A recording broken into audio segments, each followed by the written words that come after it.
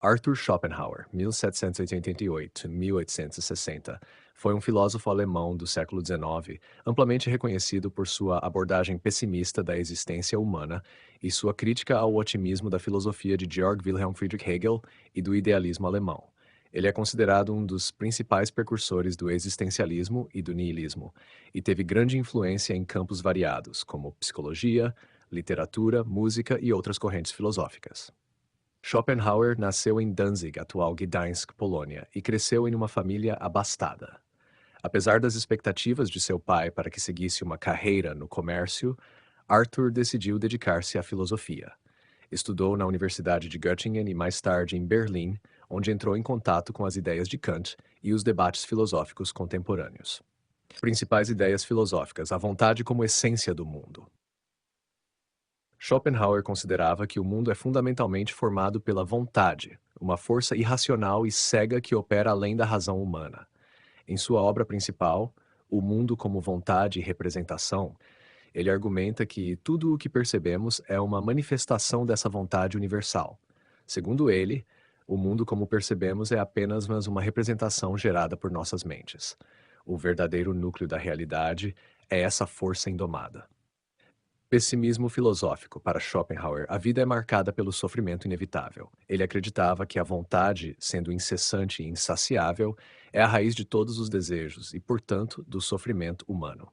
A busca por prazer ou felicidade, segundo ele, resulta apenas em breves momentos de satisfação, seguidos pelo retorno do desejo e da insatisfação.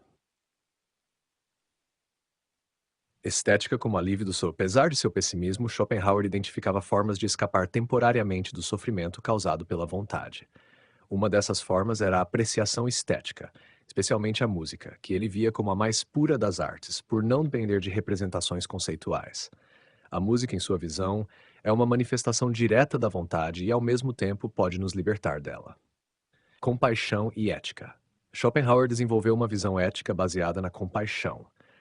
Ele sustentava que, ao reconhecer a vontade universal presente em todos os seres, desenvolvemos empatia pelos outros. Isso leva a uma ética de não causar sofrimento e de buscar minimizar o impacto de nossos desejos. Influência do pensamento oriental. O filósofo foi profundamente influenciado por textos do hinduísmo e do budismo, como os Upanishads e os ensinamentos sobre o Nirvana. Ele via semelhanças entre sua noção de negação da vontade e os ideais de renúncia ao desejo presentes nessas tradições. Legado. Schopenhauer influenciou profundamente pensadores como Friedrich Nietzsche, Sigmund Freud, Albert Einstein e Ludwig Wittgenstein. Seu impacto também é notável em escritores e artistas como Richard Wagner, Thomas Mann e Jorge Luiz Borges. Embora tenha sido ignorado em grande parte durante sua vida, seu pensamento ganhou enorme reconhecimento póstumo. Seu pessimismo, aliado à profundidade estética e ética de sua filosofia, ainda ressoa como uma abordagem singular à condição humana. A ideia de vontade como essência do mundo é o núcleo do pensamento de Arthur Schopenhauer, apresentado em sua principal obra, O Mundo como Vontade e Representação. Ele propõe que a realidade possui uma dualidade fundamental. De um lado, o mundo tal como o percebemos, representação, e de outro, sua essência profunda, que ele identifica como vontade. Schopenhauer reinterpretou a filosofia de Immanuel Kant para chegar a essa visão, transformando radicalmente a metafísica ao substituir conceitos como razão e ideia por um princípio fundamental e racional. A vontade como essência metafísica. Schopenhauer argumenta que o que percebemos como mundo é apenas uma representação gerada por nossas faculdades cognitivas, em particular o tempo, o espaço e a causalidade, que ele chama de principium individuationis. Esses elementos estruturam nossa percepção, mas não revelam a realidade última das coisas.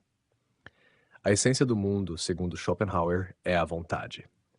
Essa vontade é uma força cega, irracional e universal, que subjaz a todas as coisas e transcende os limites das aparências.